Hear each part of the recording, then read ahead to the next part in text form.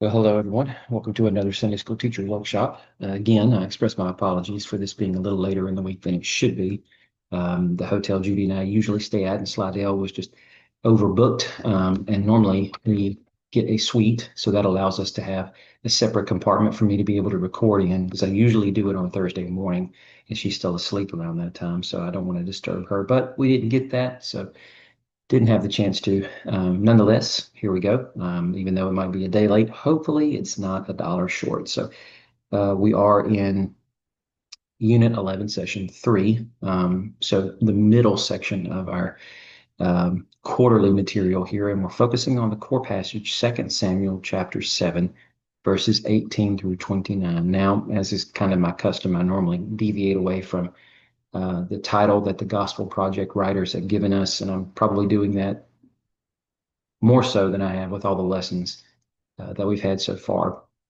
Again, it's never a problem with agreeing with what they have as far as the title goes. It's just expanding upon the title to try to help bring our attention a bit more center focus with respect to the narrative, and maybe a little less toward points of personal application or whatever the case might be. Now, if you haven't read the material, hopefully you will soon after you watch this. But when you read, what you're getting in this is, of course, David has expressed a desire to want to build a temple. He first discussed this with Nathan the prophet. Nathan thought this would be a great idea. How could the Lord not want this? Perhaps. But nonetheless, Nathan had a dream, and the Lord shared with him what he wanted him to tell David explicitly. And so when he goes to David, he tells him he will not be the one building the temple because he has been a man of warfare. He has shed blood, and the Lord will raise up a descendant after David who will build that temple. And this has messianic implications, but of course it has near-term fulfillment implications as well with respect to the son Solomon who will reign after David. But now we are getting an expansion of that promise also, because the Lord is promising that he will establish a dynasty embedded in perpetuity that will continue on forever, of course, until it terminates in Messiah, who will be the last of David's descendants to reign. Now, with that, we might understand the messianic implications of that. I don't think it's necessarily appropriate for us to say David would have immediately understood that. Perhaps he would. That's just speculation on our part, though. But what I will say is that it's important for us to now draw our focus to what David says in response to what the Lord has shared with him through the prophet Nathan. And there are a few verses in here that are important for us to capture here with respect to what I'm trying to recalibrate our attention to, and that is David becoming the new Adam, bringing the blessings of Eden. This is how it connects the entire meta narrative from Genesis all the way up to this point.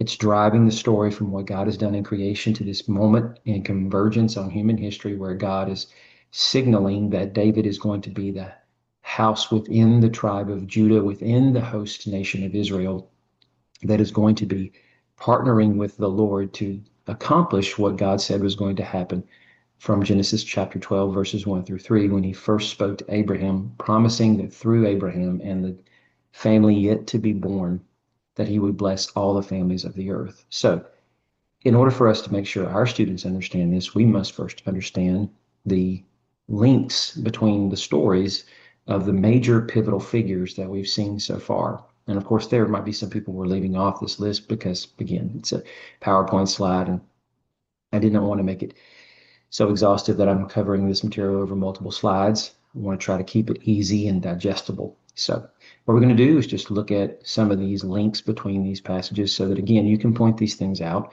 with respect to your students. And then I'm going to build a little bit more on the actual verses inside the passage that help us understand this is what's going on. All right. So with Adam, we understand that God's purpose statement in creating Adam was so that they would rule everything that God has made. He made Adam a king. He did not make Adam a simple farmer.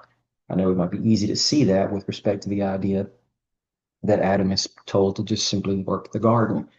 But when we appreciate what Hebrew scholars, both Jewish and Christian, have pointed out with respect to the use of that word rule um, throughout the Old Testament script, and not only that, but in comparing it to other ancient Near Eastern texts that describe the creation of humanity and usually the advent of the first king or dynasty that would rule over the people, and how they were created not in the image of the gods, but appointed by the gods to rule.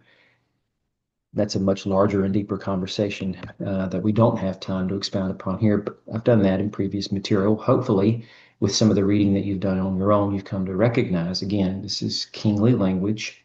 So with the understanding that Adam was coronated as a king, this was part of the reason why God created him, was to rule at his right hand, essentially as his co-regent on earth. God blesses them. He tells them to be fruitful and multiply. So he is going to, of course, multiply their seed so that more image bearers are created. And then, of course, God give Adam additional purpose, putting him in the garden, the sacred space that he had made for the man. And when he does, he commissions him to work it, to watch over it, to abad and shamar. And we understand from the context of Numbers 3, 18, and so forth, not 3 colon 18, but chapters 3 and 18, that these are priestly terms. We understand that the Garden of Eden is etched in the symbolism and imagery of both the tabernacle and on a more grandiose scale, the temple, with everything from the reliefs of trees and gourds and whatnot etched into both wood paneling and walls overlaid with gold, from chains kind of representing vines and whatnot, connecting it all together. The imagery on the outside of the temple with the two grand columns that have a lily blossom capital on the top.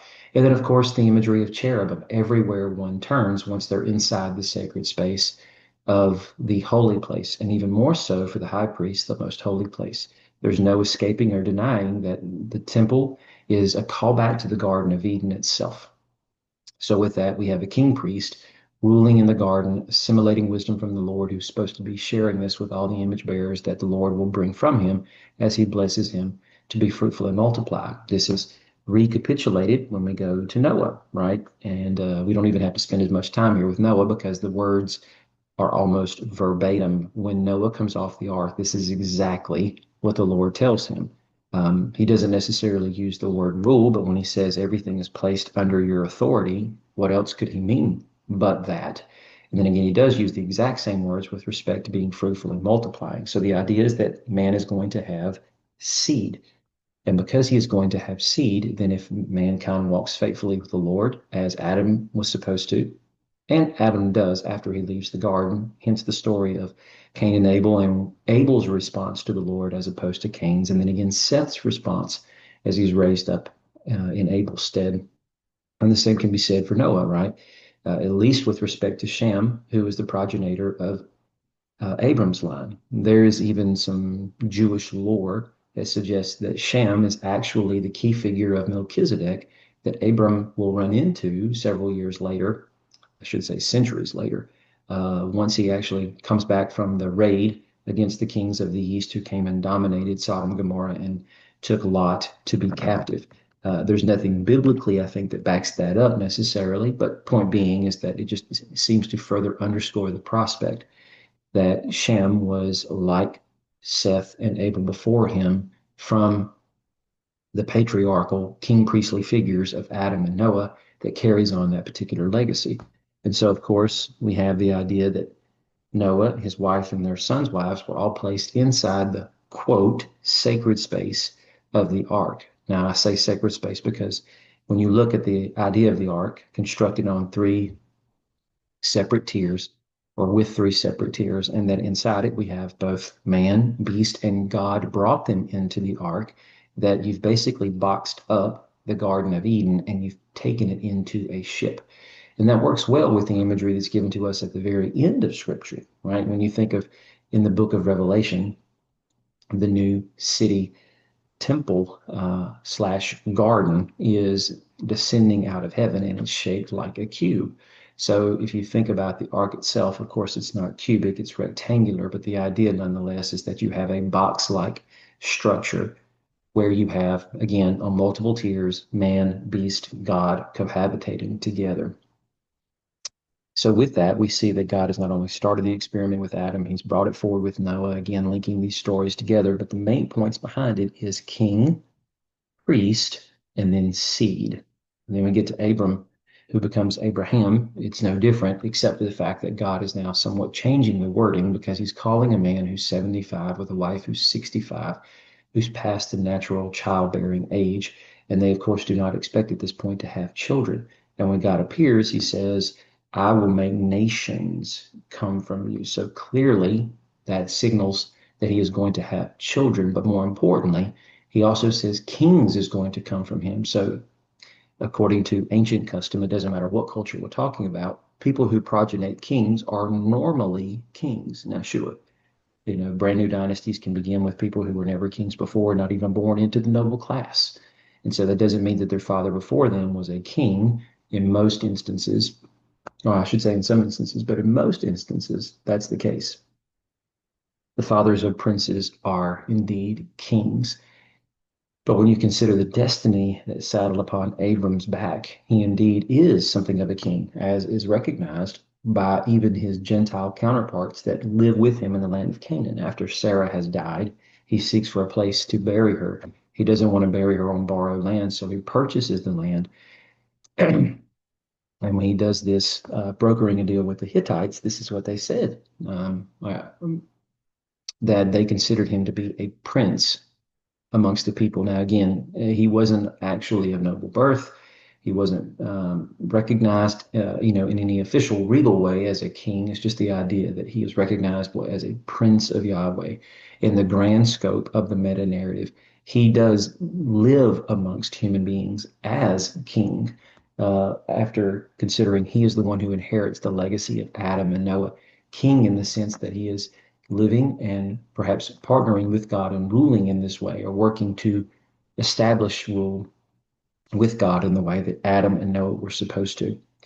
So then we move this forward. Well, actually, I haven't finished this yet. Of course, he is supposed to be extremely fruitful, but how can he do that when he's barren? God says, I will make you extremely fruitful and multiply you. So this in the backdrop of what happened with the Tower of Babel, when those people wanted to become people of the name, like the sons of God in Genesis 6, wanted to create something of a name for themselves, even though that's the wording used from Genesis chapter 10 and 11 with the Babel story. But the point is that this is an echoing back to what was going on with sons of God taking daughters of men, creating men of the name in Genesis 6. So God is saying, I will make you extremely fruitful and multiply you. He's going to do this. It's not something that Abraham has to fulfill on his own.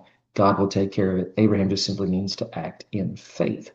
And so with that idea, now we're building that theme of faith into this. This ultimately is going to be passed down to David. In fact, it's going to be passed through the rest of the links in the chain with respect to the characters until we arrive at David. And then, of course, we have this moment in Genesis 22 when we've kind of reached the crescendo moment of Abraham's story. After he almost killed Isaac, the angel of the Lord stops his hand, but he repeats the blessing that was given to him in Genesis chapter 12. All the nations of the earth will be blessed by your offspring. This offspring that was just almost killed on the altar that Abraham had constructed on Mount Moriah, but was now rescued and substituted out for the ram in its place through this promised child. And of course, we understand the New Testament theology built into this, which is just bringing to light the theology that was already planted in the Old Testament, is that this would be the seed, the promised seed, not seeds, i.e., Christ, who would bring blessing to all humanity, and his body, i.e., us, with them. So that's also important. If you want to start trying to bridge this over to the New Testament, that's where all of this is ultimately going, right? We need to make sure that when we ever focus on the book of Galatians and what Paul is saying midway through the book, when he's talking about how this was not unto seeds, but unto seed, Christ, that he was going to be the one that would inherit the promise. But we also make sure we're connecting the dots here with other portions of the Old Testament that speak of the idea that Christ is the chief servant, but he will be leading servants alongside him, according to Isaiah's imagery from Isaiah chapter 40 all the way up through the end of the book, 66. It just continues to build into this idea that the seed of Isaiah 11 will have seeds in Isaiah 53. And of course, the servants of the servant will be the one walking victoriously into the new city, i.e., the New Jerusalem, which is a picture of new cosmos, heavens and earth. And with that, remnants of the nations alongside with remnants of Israel who join along with Messiah. will come with him. So point is that the mission of Messiah is passed down through his body. We are connected to him, though he is not physically present with us, spiritually present with us, and symbolized, imaged through his body on earth to those who are outside of the body, right? So we move this forward to Isaac, and we see the Lord is saying the same thing with respect to Isaac. He says, live in the land I tell you about, stay in this land as an alien. I will be with you and bless you, and I will give all these lands to your offspring. So ultimately, he is bequeathing dominion passed from Abraham now to the promised son Isaac. All of this will belong to him. But the idea from Romans 4, verse 13, is that Abraham's people are supposed to inherit the world. Israel, in this moment in Isaac's life, Canaan is supposed to be a launching ground for the blessing that's going to come to all nations of the earth. He says in Genesis 26, confirming the promise, I'll make your offspring as numerous as the stars of the sky. So this is not just ethnic Israel. This is supposed to also be the nations because it's the promise made to Abraham, who is the father of many nations. Isaac is supposed to be that promised seed that makes this happen. And of course, all the nations of the earth will be blessed by this offspring.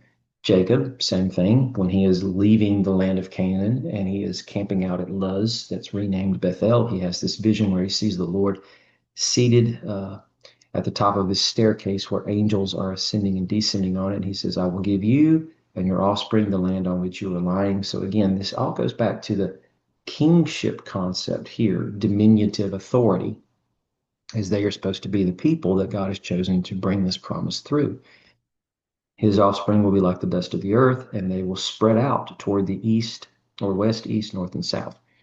I think a lot of times when we think that way, we're only thinking about the idea that they're going to come into the land and they're going to go and fill the land, spread out in all four cardinal directions until they reach the capacity that is prescribed to them when Moses and Joshua tells them these are what your tribal allotments are going to look like. But we also understand too that the promise is given to Abraham long before Moses enters the picture. But Moses reiterates, and so does Joshua, that if they are faithful, the Lord is going to expand their boundaries so that they will rule the land from the Euphrates all the way down to the river of Egypt. And these are words in kind of borrowing from the same style of writing and thinking from the ancient Near Eastern um, texts that are both predating what Moses writes and are contemporary to the time that Moses writes in the Torah. These are words or euphemisms that are meant to be understood as basically saying that they will inherit everything, right? Again, we think on a global scale because we know the globe.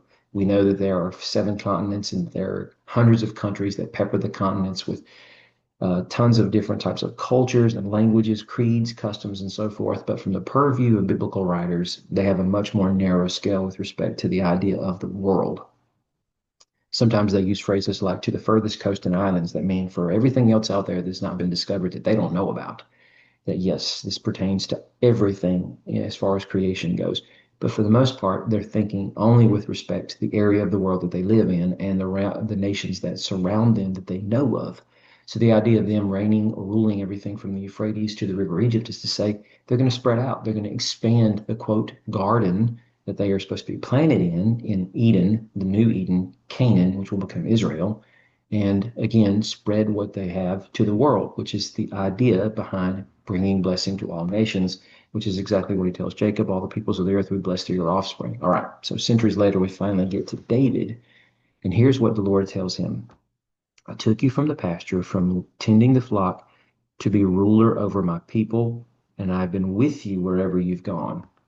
I hope you can see clearly with respect to Jacob, back to Isaac, back to Abraham, Noah, and Adam. Again, this is the idea that God has postured these people in the stories that they have lived through to be king figures and even king makers, that they may never have worn crowns, they may never have lived in adorned palaces or anything like that. But the imagery is there with respect to the idea that this is what God has purposed them for, that he regards them with this high stature, that even though they may live in either impoverished lives at some point in the development of their story or were very wealthy, because that's the case with Abraham, Isaac, and Jacob. They're tent dwellers, but they are very wealthy. but the standard of their day. And they live lavishly, um, without having to be so conspicuous about it, right? With the idea of they have everything that they want, they have more money than they could ever spend, but they don't have to have grandiose palaces in order to make this statement to the world that they are indeed very important people. They are very important people in the eyes of the Lord. Now we actually have a real king, David, but he's ruling over a small people that's surrounded by other nations that are actually larger than his own. But by this particular moment in the story, David has already started to conquer those kingdoms around him. Not because the Lord necessarily told him to, but this is the idea. These militant nations that are working to try to thwart Israel and keep them under boot because they have been a weakened people for the centuries that they've lived there since their days of coming into the land after they left Egypt, all because of their own apostasy and falling away from the Lord and what the Lord has done through judging them by those nations. But these people have a legacy. The Ammonites, the Midianites, the Amorites, the Amalekites, the Philistines, they all know that they at one point in time have had a share in plundering Israel, and they don't want them to rise to be a dominant regional power.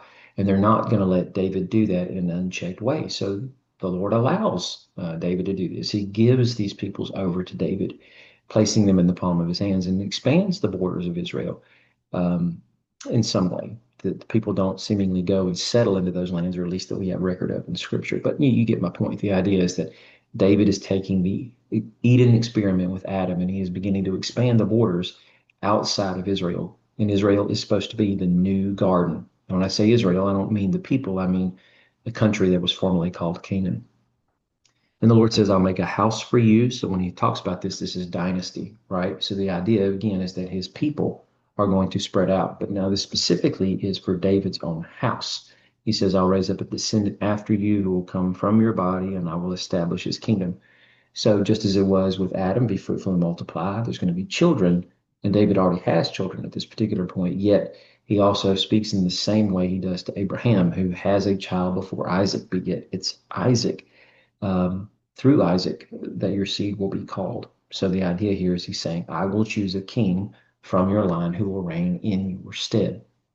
And I will continue to do this for the sake of the perpetuity of your dynasty. But this isn't just simply as a reward for David. This is what we must understand.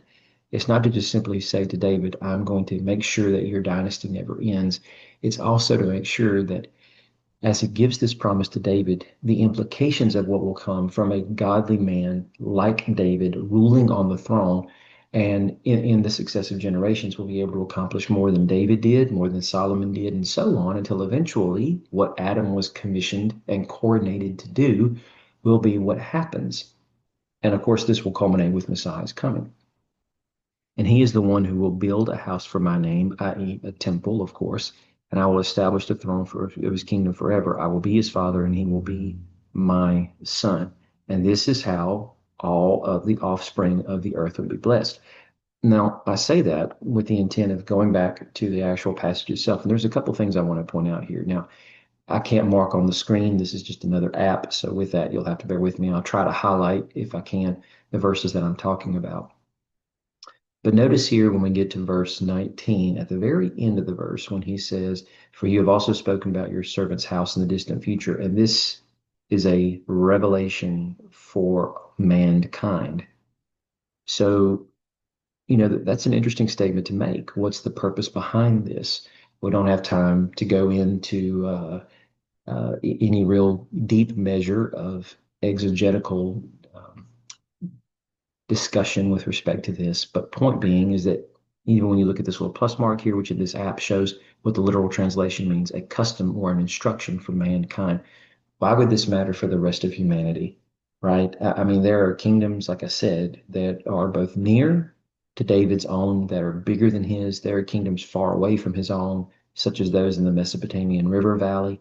That are larger than his own. There will wind up being entire empires that do not exist at this particular point in human history, that will come after David's rule. And Israel will never become a magnificent empire or large kingdom in its progression from this point forward. So again, the question is how is this a revelation for mankind? Why does it matter? Well, because again, the fact that David was chosen, and when we consider David's story from its beginning to this particular moment, it's a revelation for mankind with respect to what God is doing in advancing the promise started with Adam, and of course, filtering down through Noah, Abraham, Isaac, Jacob, Moses, and now down to David, is to show that God is moving things in this direction for the sake of everyone understanding God's king has been chosen to rule at his right hand. And eventually the nations will wind up coming up underneath the tent of Yahweh as well, outside of Israel. They are meant to be, they are destined to be a part of Israel's blessings as well, right? So, of course, there are moments when we see David kind of focusing on Israel itself when he says in verse 23 at the beginning, and who is like your people, Israel. But he goes on to say, God came to one nation on earth in order to redeem a people for himself, to make a name for himself, and to perform for them great and awesome acts, driving out nations and their gods before your people, you redeemed for yourself from Egypt. So the question is why does this matter, right? It looks like he's just going back and recapitulating their history in a very generic summary statement. But why did he redeem these people? The redemption of these people, as David already understands, cannot be seen as a separate concept from the blessing that he has bestowed upon Abraham. This is the reason why he did this with Abraham, so that your people I bring up from you will be a blessing to all the nations. We mustn't forget between the bookends of Genesis 12, where God promises this blessing to all nations through Abraham's people, and the reiteration of this promise in Genesis 22 at the sacrifice of Isaac and his own redemption, that he says, I will bless all the nations of the earth because you have obeyed my command. That in the middle of that, Genesis 15, God says that Abraham's people will become the guests of another nation that will then terribly oppress and enslave them. And then God will move to judge that nation and deliver his people out. In between these two promises in Genesis 12 and 22 is the promise of their enslavement in Egypt and then their ultimate redemption, which is what David's bringing to pass here, or bringing out for our focus. Again, why does it matter? Because the second bookend in Genesis 22 is the promise that after this is all over and done with, yet still they are meant to be a blessing to all the nations. And that blessing stems from Messiah. But that blessing isn't just simply that God becomes man. And by virtue of that, he is a blessing to all nations. It's the outworking of that. Again, I go back to Isaiah chapter 40 through 66. Servant and then servants of the servant, seed and then seeds of the seed, right? We are supposed to be a blessing to the nations. We are because we are the spiritual children of Abraham. So those are things I would also point out with respect to the actual passage itself that might help our students understand that this is more than just a blessing for Israel. It's a blessing for all the nations. So I hope this has been helpful for you. Again, sorry that it was late, but I hope that it is going to be useful for you when you teach your students. All right. So thank you for your time. Appreciate you listening.